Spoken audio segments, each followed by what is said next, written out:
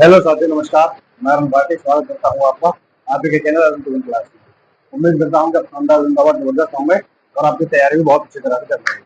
जैसा कि आप लोग पता है क्या करा रहे हैं, हम एनसीईआरटी गणित क्लास 10 अब तक हम 5 चैप्टर पूरे कंप्लीट करा चुके हैं। छठा चैप्टर चल रहा है जिसमें एक्सरसाइज 6.1 हम कल खत्म करा चुके हैं और कंप्लीट करा चुके हैं। और एक्सरसाइज 6.2 में आज आपको इसमें कुछ दो प्रमेय समझाऊंगा पहले मैं आपको, और उन दो प्रमेयों को समझाने के बाद फिर मैं आपको दो सवाल कराऊंगा। कम से कम समय की कमी होगा, इसलिए मैं आपको बता रहा हूँ क्लास छोटे रहने वाली है, इसलिए आप पूरी क्लास आराम से देखना। ज्यादा बड़ी क्लास होगी नहीं, समय न लेते हुए चलेंगे हम अपने टॉपिक की तरफ। इसलिए आपसे एक बार पहले रिक्वेस्ट रहेगी कि आप वीडियो को लाइक करें, अगर आपको वीडियो अच्छी लगती है चैनल को सब्सक्राइब करें और अपने दोस्तों को भी। ठीक है, अब चलते हैं अपने टॉपिक की तरफ। क्या रहने वाला है टॉपिक? टॉपिक रहने वाला है, देखो क्लास 10 में पढ़ाई रहे हैं हम। चैप्टर का नाम है त्रिभुज। कौन सा चैप्टर है? छठा चैप्टर है क्लास 10 का। और प्रश्नावली 6.1 में करा चुका हूँ। प्रश्नावली 6.2 मैं आज बताने वाला हूँ। और इस प्रश्नावली 6.2 में मैं आपको सबसे पहले जो बताऊंगा वो मैं आपको पहले आपको दो प्रमेय बताऊंगा। आप बोलोगे ये प्रमेय क्या होती है? प्रमेय वो चीज होती है कि जो इसमें हम सवाल करने वाले हैं उनमें लगेंगी और उनकी मदद से हमें आंसर क्लियर हो पाएगी कि हाँ हमारा सवाल सही है या गलत है, या फिर हम कैसे करना है। ठीक है, आओ तो चलते हैं। सबसे पहले जो मैं आपको कराने वाला हूँ वो प्रमेय नंबर 6.1 करने वाला हूँ। प्रमेय 6.1। प्रमेय 6.1 क्या कहती है? प्रमेय 6.1 कहती है, इसे थेल्स प्रमेय भी कहते हैं। प्रमेय 6.1 को थेल्स प्रमेय, थेल्स प्रमेय के नाम से भी जाना जाता है। थेल्स प्रमेय बोलते हैं इसे। ठीक है, और क्या होती है इसमें? ये होता है कि जब भी मैं आपको समझाने के लिए त्रिभुज बना देता हूँ, एक त्रिभुज ये है, एक मैं नीचे बना दूं दूसरे वाले के लिए। एक त्रिभुज ये है, ठीक है, ये हो गया ए बी सी। ठीक है, हो गया ये त्रिभुज। अगर मैं इसमें बीच में यहाँ पे एक लाइन डाल दूं, इसे बोल दूं ई, के पास मैंने ये त्रिभुज बनाया है और मैंने क्या बोला है, मैं प्रमेय कराने वाला हूँ आपको 6.1 या 6.1 जिसे बोलते हैं थेल्स प्रमेय। क्या होता है थेल्स प्रमेय? थेल्स प्रमेय ये होता है कि जैसे कोई त्रिभुज है, त्रिभुज है और ये इसमें एक समांतर रेखा खींची हुई है, बी सी के समांतर एक मैंने ई एफ रेखा खींच दी है। ये समांतर है या नहीं है, इसके लिए हम थेल्स प्रमेय का यूज करते हैं। कैसे करते हैं थेल्स प्रमेय का यूज? ऐसे करते हैं, आपको पता है ये तो त्रिभुज है, पहले आगे त्रिभुज है, इसमें जो बीच में लाइन डली हुई है इसे बोलते हैं हम, तो ये बीसी रेखा, बीसी जो रेखा है ये इसके समांतर है। अगर ये समांतर है, समांतर का मतलब क्या होता है? जैसे रेल की पटरियां होती हैं कि उनके बीच में यहाँ से यहाँ देखो कितनी आगे, आगे जाके देखोगे दूरी बराबर मिलेगी। ऐसे ही समांतर का मतलब ये होता है, पैरेलल बोलते हैं इसमें, पैरेलल, ये बराबर इसी गैप के बराबर में ऐसे ही चलते जाएंगे जीवन में, कभी भी आपस में एक दूसरे को कट नहीं करेंगे। उनको बोलते हैं हम क्या? समांतर रेखा। ये समांतर रेखा के ऊपर ये जो थेल्स प्रमेय है क्या रहने वाली है? ये जैसे मैं बोल दूं कि जो बीसी बीसी समांतर, समांतर का चिन्ह होता है जो मैंने ये दो लिखे हैं। बीसी समांतर है किसके? ई एफ पे, ई एफ पे। अगर बीसी ई एफ के समांतर हमको करनी है, या फिर बीसी ई एफ पे, ई एफ पे समांतर है, तो क्या करना होता है कि हमको कि जो ये दो वाली चीजें हैं, यहाँ से यहाँ तक की रेखा, यहाँ से यहाँ तक की रेखा, इन दोनों का, और यहाँ से यहाँ तक और यहाँ से यहाँ तक, इन दोनों का जो अनुपात है वो बराबर आना। अगर बराबर आ जाएगा अनुपात दोनों रेखाओं का पूरा पूरा करके, तो वो जो है वो बी से पैरेलल होगी ई एफ के, मतलब बी से समांतर होगी ई एफ के। कैसे बोल रहा हूँ मैं? देखो लिख के समझा देता हूँ कि अगर हमें बी सी समांतर चाहिए ई एफ पे तो क्या होगा? तो भी कहती है, ये जो मैं लिखने वाला हूँ ए ई, ये वाला और ये यहाँ से यहाँ तक की दूरी क्या क्या होने वाली है? ए ई और बट्टे ई बी, बाकी बची हुई जो है ई बी बराबर होनी चाहिए किसके? ए एफ बट्टे एफ ई या सी एफ, एफ सी बोल दो, जब ऊपर ऊपर से चल रहे तो एफ सी बोल दो, कोई फर्क नहीं पड़ता। कोई सी चीज पहले लिखो, कोई सी चीज बाद में लिखो। तो दो चीजों को हम लिख रहे हैं तो उनको हम ऐसे लिख सकते हैं। आई बस जब भी ये चीज ऐसे आ जाएगी तो ही ये चीज समांतर होगी।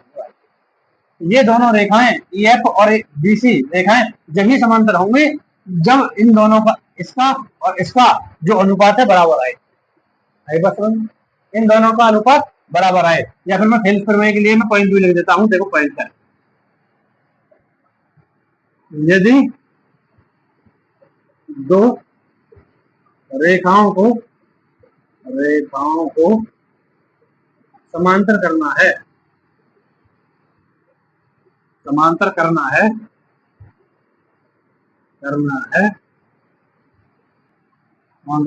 तो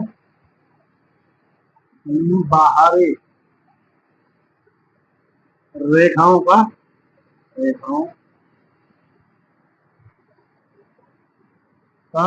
अनुपात बराबर होना चाहिए, ऐसे लिख सकता हूं मैं। मतलब ये अलग तरह से लिखते हैं वैसे, मतलब, और मैं आपको समझाने के लिए अपने पास से जो लिखता हूँ ना, मैं ऐसे खुले शब्दों में लिखता हूँ। परिभाषा भी आप इससे परिभाषा को देखकर तुरंत समझ जाओगे क्या है ये। यदि दो रेखाओं को यहाँ बीच में को, यदि दो रेखाओं को समांतर करना है, तो क्या करेंगे, बाहरी रेखाओं का अनुपात बराबर होना चाहिए। जो बाहरी ये रेखा है इनका समांतर, इनका जो अनुपात है बराबर होना चाहिए। यदि दो रेखाओं को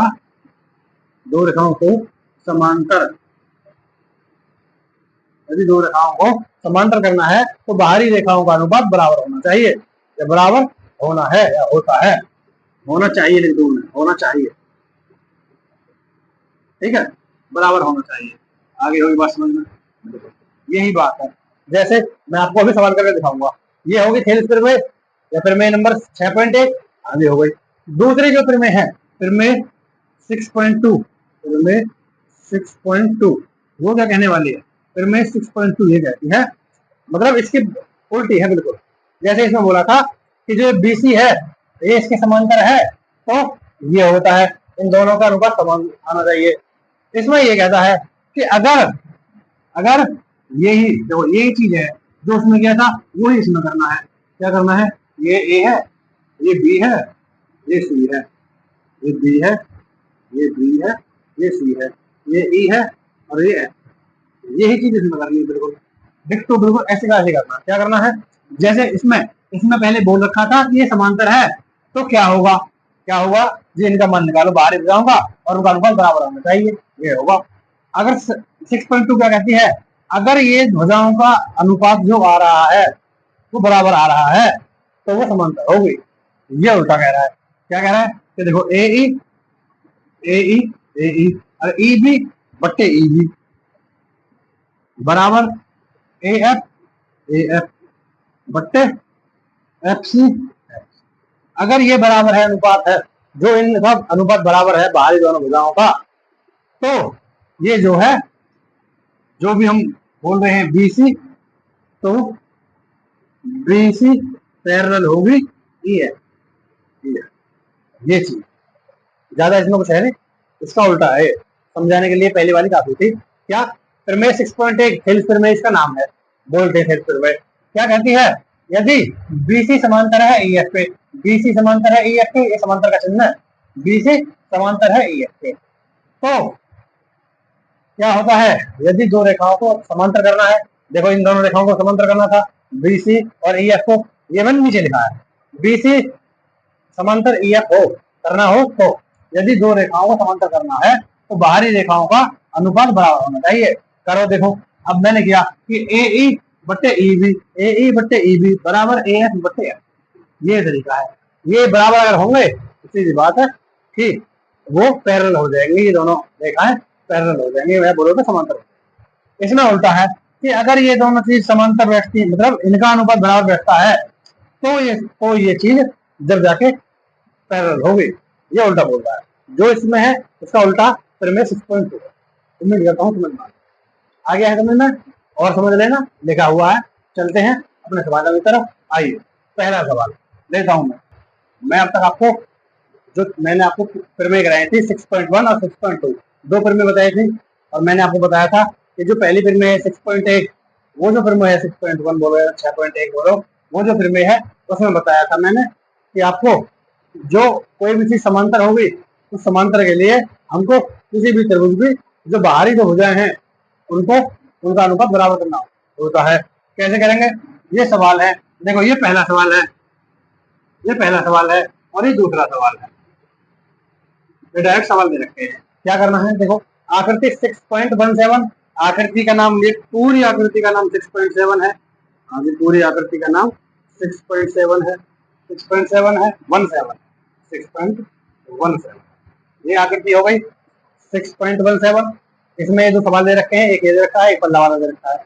करो तो मैं पहला सवाल हल करता हूँ। पहला पॉइंट हल करता हूँ। पहले सवाल का पहला पॉइंट क्या रहने वाला है, ये दे रखा है, क्या है 6.17 और 6.17।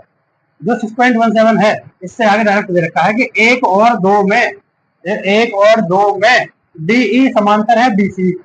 डीई जो समांतर है डीई है, ये डीई है, ये डी, ये डी,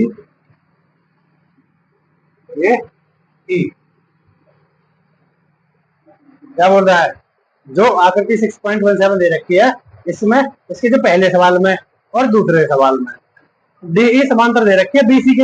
ये जो डीई है, ये वाली जो रेखा है डीई, ये समांतर दे रखी है बीसी के। हाँ जी, डीई जो है बीसी के समांतर दे रखी है, दोनों सवालों में दे रखी है।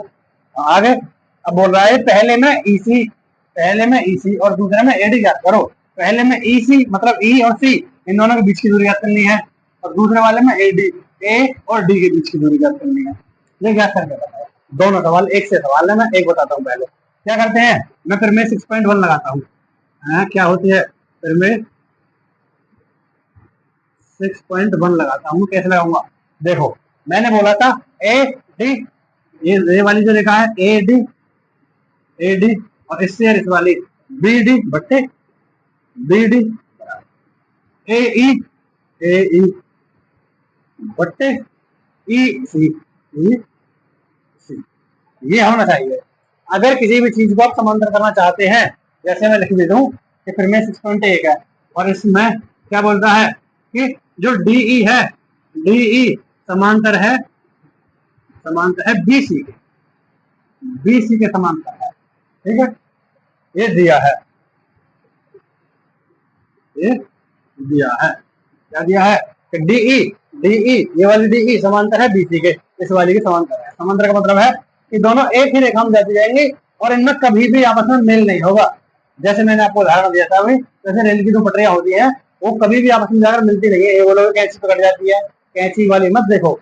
जो बीच में कहीं भी जो भी, अरे ये बोलो जहाँ रेल के टायर चलेंगे, रेल के पहिए जहाँ चलेंगे, वो एरिया कभी भी मिल सकता है क्या, नहीं मिलेगा ना, क्योंकि उनके बीच में दूरी बराबर होती है। ऐसे ही जो समांतर रेखाएं होती है, इनके बीच में दूरी जहां तक ले जाओगे बराबर हो जाएगी। आइए बात समझ में। अगर ये बोल रहा है डीई समांतर है बीसी के, डीई समांतर है बीसी के, तो सेल्स फिर में ये कहती है कि इनका अनुपात बराबर होना चाहिए, इस वाली रेखा और इस वाली रेखा का अनुपात बराबर होना चाहिए। ये रख दिया मैंने, एडी डीबी, एडी डीबी, एई ईसी, एई बटे ईसी। रखो, इनके मान रख दो।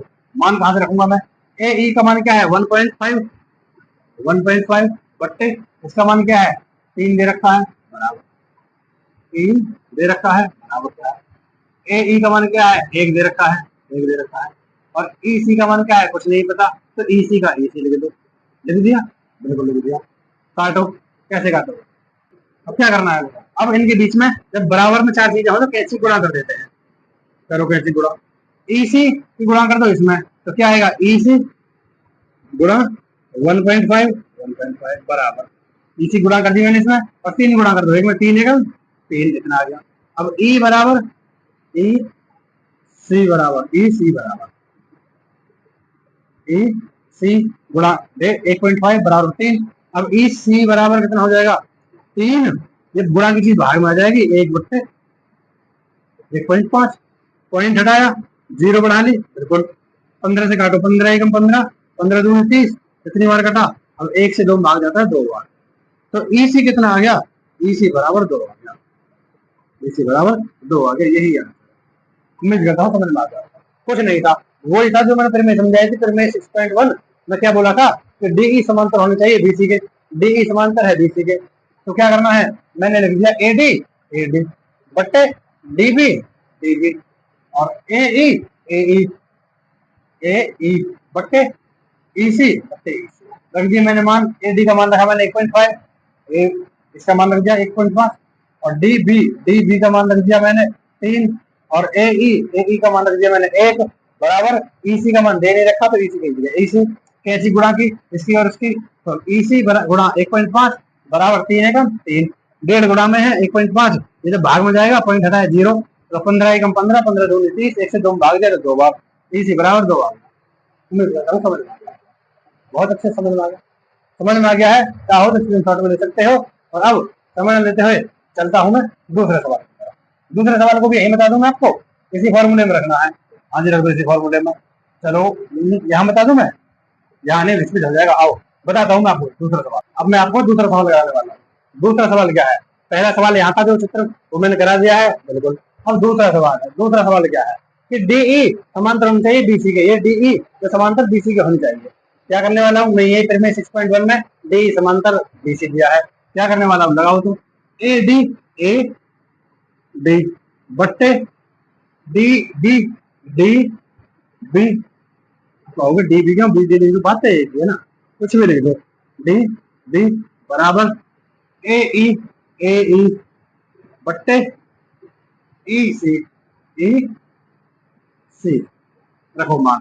एडी का एडी कुछ नहीं मान नहीं दे रखा, एडी का बिल्कुल बट्टे डीबी का 7.2 दे रखा है, 7.2 दे रखा है बराबर ए ई का 1.8, ए ई का 1.8 दे रखा है बट्टे ई सी का कितना 5.4 दे रखा है, 5.4 कर दो कैसी गुणा, करो कैसी गुणा, एडी गुणा 5.4, एडी गुणा 5.4 यही तो है, हाँ जी बराबर 7.2 गुणा 1.8 करो तो करो, एडी बराबर गुणा की चीज भाग में चली जाएगी, 7.2 गुणा 1.8 बट्टे 5.4 अब देखो एक पॉइंट से एक पॉइंट काट दो कोई सा भी, और 18 से इसे काटो, 18 की 54 करेगा 3 बार।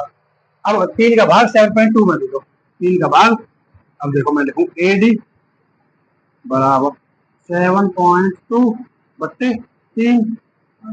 अगर मैं वैसे बताऊंगा आपको कि मैं 3 से काट के दिखाता हूँ आपको, 3 दूनी 6 और बचा 1 इधर आ गया और 12 हो गया, 3 चौक 12, एक अंक बाद पॉइंट है तो एक अंक बाद पॉइंट, ये कितना आया एडी बराबर 2.4।